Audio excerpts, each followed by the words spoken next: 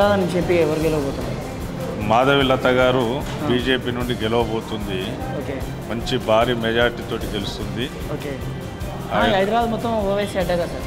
ఓవైసీ గారి మీద బాగా ప్రజల్లో వ్యతిరేకత వచ్చింది. ఓకే, ఏం పాత బస్తీని ఏం డెవలప్ చేయలేడు అనేది ఈ ప్రజల్లో బాగా అభిప్రాయం ఉన్నది. అనిల్ అన్న, ఈ హైదరాబాద్ నుంచి చెప్పి ఎవరు గెలవబోతున్నారు? ఈసారి మాధవి లత గెలవాలి అని మా కోరిక, గెలవాలని మాకు ఆశ. ఓకే, అంటే మీకు ఆశ కాదు, మామూలు ఎవరు గెలవబోతున్నారు?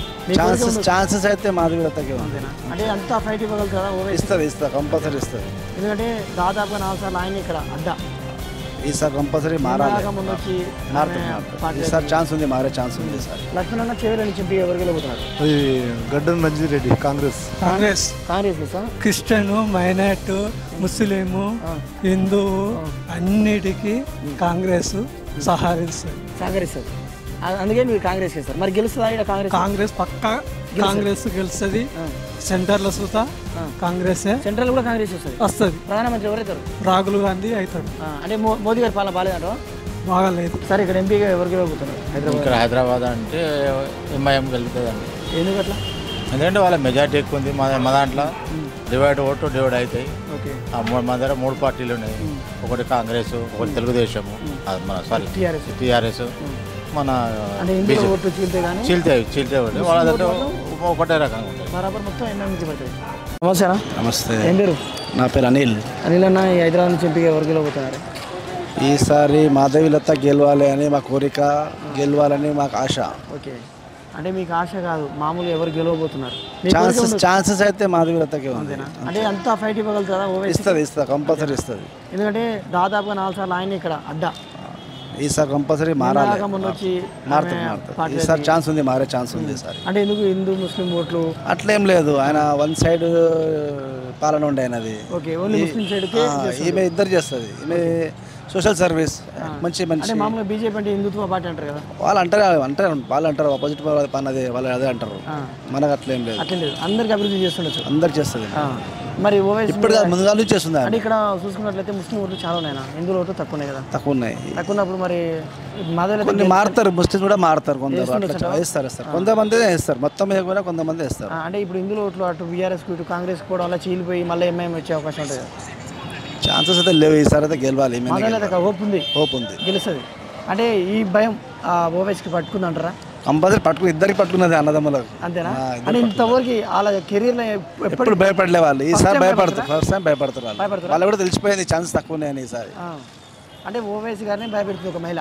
అంతేనా? కాబట్టి మహిళకే మీరు వేస్తారు, మాధవీలత గారికి వేస్తారు కంపల్సరీ. పైన ఎవరు వస్తారు? సెంట్రల్ బీజేపీ వస్తుంది. మోదీ గారు వస్తారు కంపల్సరీ. పక్క BJP. Thank you. Okay, right అన్న. నమస్తే. నమస్తే. మీ పేరు ఏం పేరు? నందిగామ లక్ష్మణ్. లక్ష్మణ్ అన్న, చేవెళ్ళ నుంచి చెప్పి ఎవరు గెలవబోతున్నారు? అది గడ్డం రంజిత్ రెడ్డి, కాంగ్రెస్. అంతేనా? ఒకరు బీజేపీ, ఒకరు అది బీఆర్ఎస్ అంటారు కదా. అంటే కొండ విశ్వేశ్వరరెడ్డికి ఇక్కడ రంజిత్ రెడ్డికి పోతుంది కదా. కాంగ్రెస్ అని ఎవరు అన్నట్లు మీరు అంటారు? కాంగ్రెస్ అంటే ఒక స్టేట్లో కాంగ్రెస్ ఫామ్ అయింది కాబట్టి కాంగ్రెస్ పనులు కావాలంటే మన గవర్నమెంట్. మెయిన్గా కాంగ్రెస్ ఏర్పడ్డ తర్వాత తెలంగాణ రాష్ట్రంలో ఫస్ట్ రోడ్డు మీకు వచ్చిన కార్మికులు ఎవరైనా అంటే ఆటో వాళ్ళే. మళ్ళీ మీరే కాంగ్రెస్కి మద్దతు ఎందుకు ఇస్తారు? అంటే మీ ఇష్టం. అది ఏంటంటే ఇప్పుడు కాంగ్రెస్ ఫామ్ అయింది, కాంగ్రెస్ ఉంది స్టేట్లో. మరి ఇంకా వేరే ఏం చేస్తారు? పనులని మరణం జాతీయ స్థాయి ఎలక్షన్స్ కానీ ఇది దేశానికి ప్రధానమంత్రి రాహుల్ గాంధీ రావాలి. 10 ఏళ్ళు వేసింది కదా మోడీ. మనకు ఛాన్స్ మనకు రాహుల్ గాంధీ ఇవ్వాలి కదా. అంటే మన అభివృద్ధి కోరుకోవాలా? వాళ్ళ మీద పాపం మన అభివృద్ధి కోరుకోవాలి. తెలంగాణ ఇచ్చిన కాంగ్రెస్, సోనియా గాంధీ ఇచ్చింది. మా లేకుంటే మన తెలంగాణ ఆటోల పరిస్థితి చెప్పు. ఆటోల పరిస్థితి అంటే అన్నారు ఆయనకు సంవత్సరానికి 12,000 ఇస్తున్నాడు. అది ఇస్తున్నాడు లేదు. దాని తర్వాత మామూలుగా ఆటో వాళ్ళు మొత్తం విపరీతంగా వ్యతిరేకమయ్యారు కాంగ్రెస్ కు, రేవంత్ రెడ్డికి అంటారు కానీ బయట ఎవరికి ఉన్నది వాళ్ళకు ఉన్నాయి దందలు. బస్సులో పోతే వెళ్ళరా ఇంకోరే మాకు ఎక్కరా. కాబట్టి లోకల్ ఎగిరేవాళ్ళు. అంటే ఇప్పుడు మహిళలకు ఫ్రీ బస్ పెట్టడం వల్ల ఆటో పెద్ద ఇబ్బంది ఏం లేదు. మహిళలకు ఫ్రీ బస్ పెట్టినందంటే వాళ్ళకు లోకల్ వాళ్ళకు నష్టం కలుగుతుంది. సీట్లో మనకు బస్ ఎక్కితే ఎవరు కదా వాళ్ళు మాకు మాటలు వస్తారు కదా. అంటే అక్కడ వేరే రూరల్ ఏరియాలో ఇబ్బంది ఉండొచ్చు కానీ మీకు అయితే ఇబ్బంది. మాకు అది ఏమిబ్బంది? మీరు కాంగ్రెస్కి వేస్తారు? పక్క కాంగ్రెస్. పక్క కాంగ్రెస్. ఇంతవరకు బీఆర్ఎస్కి వేసినాం, టీఆర్ఎస్కి వేసినాం, అది ఫామ్ కాలేదు. గవర్నమెంట్ ఎక్కడ ఫామ్ అయిందో దానికి మొగ్గు చూపాలి కానీ ఈ గవర్నమెంట్ ఇప్పుడు స్టేట్లో వచ్చిందని వేరే పార్టీకి అభివృద్ధి చేస్తాడా? ఓకే అవుతుందా? కాబట్టి ఎంపీ కూడా కాంగ్రెస్ కాంగ్రెస్ ఇస్తాం. ఆయన ఎవరు వస్తారు అంటున్నావు? రాహుల్ గాంధీ రావాలి అంటే రావాలని కోరుకుంటున్నావా? వస్తాడు కంపల్సరీ వస్తాడా? అంటే మొత్తం మోడీ నడుస్తుంది కానీ నామజపం మోడీ నడుస్తుంది నామజపం చేస్తారండి. రామాయణం కట్టించు ఇది కట్టినా అది కట్టినా అంటారు. ఇంటికి తెచ్చి కట్టినా ఏమన్నా ఇంటికి తెచ్చినాడు 10 ఏళ్ళు చేసి సరిపోదా?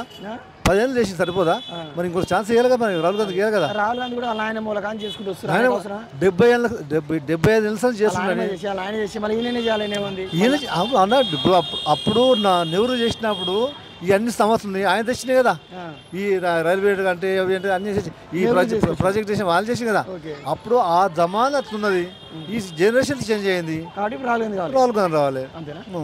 సరే thank you. Congress Christian, minority, Muslim, హిందువు అన్నిటికీ కాంగ్రెస్ సహకరిస్తుంది. అందుకే మీరు కాంగ్రెస్ చేస్తారు. మరి గెలుస్తుందా ఇక్కడ కాంగ్రెస్ పక్కా కాంగ్రెస్ గెలుస్తుంది. సెంటర్లో చూతా కాంగ్రెస్, సెంట్రల్ కూడా కాంగ్రెస్ వస్తుంది. ప్రధానమంత్రి ఎవరైతారు? రాహుల్ గాంధీ అవుతాడు. అంటే మోదీ గారి పాలన బాగాలేదంట? బాగాలేదు. హిందూ పాలన బాగాలేదు. అంటే మీ పేరు లేదు సురేష్. అంటే మీరు హిందువులే కదా? క్రిస్టియనా? ఓకే. అంటే మీకు హిందూ పాలన నచ్చలేదు, కేవలం హిందూ కాబట్టి వద్దనుకుంటున్నాం అంతే. అంటే అభివృద్ధి ఏం చేయలేదా మోడీ? ఏం చేయలే. రైతులకు ఏం చేయలే, క్రిస్టియన్కి ఏం చేయలే, ఎవరికి ఏం చేయలే. హిందూ పాలనే ఉంది. ఇప్పుడు రాహుల్ గాంధీ కూడా క్రిస్టియన్ కాదు కదా, ఒకవేళ ఆయన పీఎం కావాలని కోరుకుంటున్నావు? రాహుల్ గాంధీ పక్కా హిందువులకు, ముస్లింలకు అందరికి మంచి చేస్తాడు, మంచి సహాయం. రాహుల్ గాంధీ ప్రధాని అవుతాడు. 15 సీట్లు ఎంపీ గెలవబోతున్నారు తెలంగాణలో. 17 గెలవబోతున్నాయి. కాంగ్రెస్ విజయం. అది మీకు ఎవరు చెప్పిరే అసలుకి? మోదీ గారు కేవలం హిందువులకి అభివృద్ధి చేస్తున్నారు, హిందూ పాలకుడు అని మీకు ఎవరు చెప్పారు? మేము సుధా కాంగ్రెస్ లీడరే, ఓకే, కార్యకర్త. నేను సుధా కాంగ్రెస్ కార్యకర్తనే. మా ఎమ్మెల్యే గండ్రా సత్యనారాయణ, భూపాలపల్లి నియోజకవర్గం. ఓకే, భూపాలపల్లి అనేది భూపాలపల్లి, జయశంకర్ భూపాలపల్లి జిల్లా. అయితే ఇప్పుడు తెలంగాణలో ఉన్న 17 ఎంపీ సీట్లు కూడా మళ్ళీ 17 పక్కా కాంగ్రెస్, పక్కా కన్ఫామ్. రాహుల్ గాంధీ ప్రధాని పక్కా కన్ఫామ్. అన్ని అంటే కొంతమంది బీజేపీ వస్తారు అక్కడ అన్ని నెరవేరుస్తాడు రాహుల్ గాంధీ. లీటర్ రాజేందర్ వస్తాడు, ఆడ కిషన్ రెడ్డి వస్తాడు. ఎక్కడ రారు, మొత్తం కాంగ్రెస్ బీజేపీ రాదు. మరి కేసీఆర్ పరిస్థితి ఏంది? కేసీఆర్ రాడు. మొన్న ముఖ్యమంత్రి ఓడిపోయింది, ఆయన మీద జాలితోటి అనేస్తారా? మోడీ రాడు, కేసీఆర్ రాడు, ఎవరు రాడు. కాంగ్రెసే మొత్తం విజయం. 17 సీట్లు రాహుల్ గాంధీ ప్రధాని కాబోతుండు. ఈ 17 సీట్లతోటి రాహుల్ గాంధీ ప్రధాని అవుతుండు తెలంగాణలో వచ్చే 17 సీట్లతోటి. సార్ నమస్తే. చెప్పండి. మీ పేరు? నా పేరు సురేష్ అండి. సార్ ఇక్కడ ఎంపీగా ఎవరు గెలవబోతున్నారు హైదరాబాద్ అంటే ఎంఐఎం గెలుతుందండి. ఎందుకు అట్లా? ఎందుకంటే వాళ్ళ మెజార్టీ ఎక్కువ ఉంది. మా దాంట్లో డివైడ్ అవుతాయి. మా దగ్గర 3 పార్టీలు ఉన్నాయి. ఒకటి కాంగ్రెస్, ఒకటి తెలుగుదేశము, మన టీఆర్ఎస్, మన చీల్తే వాళ్ళంటే ఒకటే రకంగా ఉంటాయి. మొత్తం ఎంఎంకి పడతాయి. వాళ్ళది 80%, 90% వాళ్ళదే మెజార్టీ ఉన్నది. ఇప్పుడు మాధవలత గారు వచ్చారు కదా, ప్రచారం చేస్తుంది కాబట్టి ఓట్లు పడే అవకాశాలు ఉన్నాయంటారు. ఓటు అంటే ఆమె ఏంటంటే కొద్దిగా పర్సెంటేజ్ పెంచగలుగుతుంది కానీ గెలవలేదు. ఎందుకంటే వాళ్ళ మెజార్టీ ఎక్కువ ఉంది. అదే ఇంకొకటి సార్, కొంతవరకు నేను ఓల్డ్ సిటీలో కూడా పబ్లిక్ టాక్ అడిగినప్పుడు అక్కడ ముస్లిమ్స్ కూడా ఈసారి మేము బీజేపీకి వేస్తామంటారు. ప్రతిసారి తెలుగుదేశం ఉన్నప్పుడు కూడా వాళ్ళు కూడా అదే ప్రచారం చేశారు. తెలుగుదేశానికి, బీఆర్ఎస్ కు, కాంగ్రెస్ వేస్తారేమో, బీజేపీకి వేస్తారు అంటే నమ్మొచ్చా? ముస్లిం కొద్ది పర్సెంట్ వేస్తారు, 1% మంది వేస్తారు అంతే. అంతకన్నా ఇంకా మించినతో ఏం లేదు. 1% అయితే వేస్తారు. 1% అంటే మీరు ఎక్కడ ఉంటారు? నేను ఉండేది మన ఏమంటారు పార్లమెంట్ ఇదే పరిధి కానీ మీరు ఓటు ఎక్కడ వేస్తారు? నేనైతే బీజేపీ అనుకో, బీజేపీకి ఇస్తాను. అంటే అలా గెలవదని తెలిసినా కూడా మన హిందువుల గురించి ఇస్తారంటారు. అంతేనా?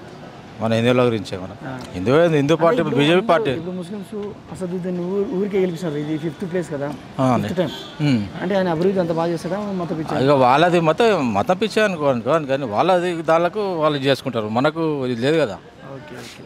మనకు లేదు వాళ్ళది. ఎందుకంటే మతం వాళ్ళది ఇది ఉన్నది, మొత్తం మెజార్టీ వాళ్ళది ఎక్కువ ఉన్నది. వాళ్ళు మత పిచ్చి ఇది చేస్తారు. వాళ్ళది ఏంటంటే మళ్ళీ కూడా వాళ్ళు ఏం చేస్తారంటే మన దాంట్లో మధ్యలో పోయి ఇది చేస్తారు. ఏమని మన ఓట్కి అల్లాకు దాలో ఓట్ అల్లాకుదాల అల్లాకు దాట ఓట్ అంటే పతంగి పతంగ్ సుస్కు దాలో ఓట్ కిసుకునేదల్లా ఓ సైతాన్ కునేదల్లా పతంగ్ కుదాలో అంటే ఇప్పుడు కమలం సైతాన్ అంటారా వాళ్ళకి కమలం సైతాన్ అని చెప్పి వాళ్ళు ప్రచారం చేస్తారు అట్లా అభివృద్ధి చేయకుండా సరే కానీ అల్లా కొట్టేయాలి అలా కొట్టేయాలి అలా కొట్టగలం అలా అలాగే ప్రకారం. Okay uncle thank you. ఏం పేరు సార్? సాయినాథ్. సార్ ఇక్కడ హైదరాబాద్ నుంచి ఎంపీగా ఎవరు గెలవబోతున్నారు సార్? గెలవాలంటే బీజేపీనే గెలవాలి. మా పని నుంచి బీజేపీ గెలవాలని. అంటే ఎందుకు హిందుత్వం అని హిందుత్వం అని హిందుత్వం అని బీజేపీ గెలవాలి అంటే అభివృద్ధి ఇంపార్టెంటా మతం ఇంపార్టెంటా? అభివృద్ధి గురించి చూస్తారా మతం గురించి చూస్తారా? అంటే మోడీ గారు ఎట్లా అయినా సరే అభివృద్ధి చేశారు కాబట్టి బీజేపీ రావాలనుకుంటారా లేదా సెంట్రల్లో మోదీ గారి రావాలి? మోదీ గారి ఖచ్చితంగా వస్తారు. ఎందుకంటే ఎస్పెషల్లీ మీ పార్లమెంట్ స్థానం ఎక్కువ ఖచ్చితంగా మోదీ గారే వస్తారు. పైన మోదీ గారు. మా హిందూ ధర్మం గురించి మేము బీజేపీకే ఓటేస్తాం. ఓకే. అంటే నేను మతం గురించి ఎందుకు మాట్లాడుతున్నా అంటే ఉన్న 17 స్థానాలలో ఎస్పెషల్లీ హైదరాబాద్ మాత్రం హిందూ ముస్లిం మధ్యనే నడుస్తుంది కదా, అట్లానే కదా, అందుకని అడుగుతున్నా. ఈసారి గెలవాలి, బీజేపీ గెలవాలి. మాధవీలత గెలుస్తుండొచ్చు. మాధవీలత ఎంపీ గారు మాధవీలత గెలుస్తుంది, కంపల్సరీ గెలవాలి. గెలవాలా గెలుస్తుందా? గెలుస్తుంది. Thank you. నమస్కారం. మీ పేరు సార్? నా పేరు అందే శ్రీనివాస్. సార్ ఇక్కడ హైదరాబాద్ నుంచి ఎంపీ ఎవరు గెలవబోతున్నారు? మాధవీలత గారు బీజేపీ నుండి గెలవబోతుంది. ఓకే. మంచి భారీ మెజార్టీతో గెలుస్తుంది. ఓకే. హైదరాబాద్ మొత్తం ఓవైసీ అడ్డగా సార్? ఓవైసీ గారి మీద బాగా ప్రజల్లో వ్యతిరేకత వచ్చింది. ఏం పాత బస్తీని ఏం డెవలప్ చేయలేడు అనేది ఈ ప్రజల్లో బాగా అభిప్రాయం ఉన్నది.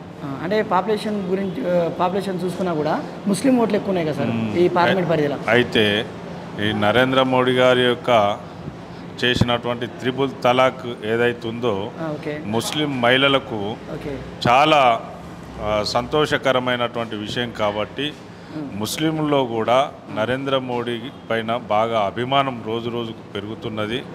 నరేంద్ర మోడీ గారు ఒక ప్రాంతానికో, ఒక మతానికో, ఒక కులానికో, ఒక భాషకో కాదు, దేశము మన యొక్క భారతదేశాన్ని ప్రపంచంలో ఒక ఉన్నతమైన స్థితికి తీసుకెళ్తున్నాడు, పరమ వైభవ స్థితికి.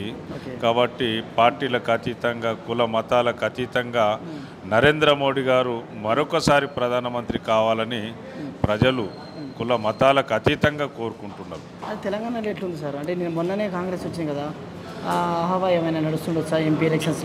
ఇది లోకల్ ఎలక్షన్స్, ఇది జాతీయ స్థాయికి సంబంధించినటువంటి ఎలక్షన్స్. పబ్లిక్ లోకి అంత వెళ్ళి ఉంటుంది అంటారా? కాంగ్రెస్ పార్టీలో ఈ నరేంద్ర మోడీ గారి లాంటి బలమైన నాయకుడు లేడు కాబట్టి నరేంద్ర మోడీ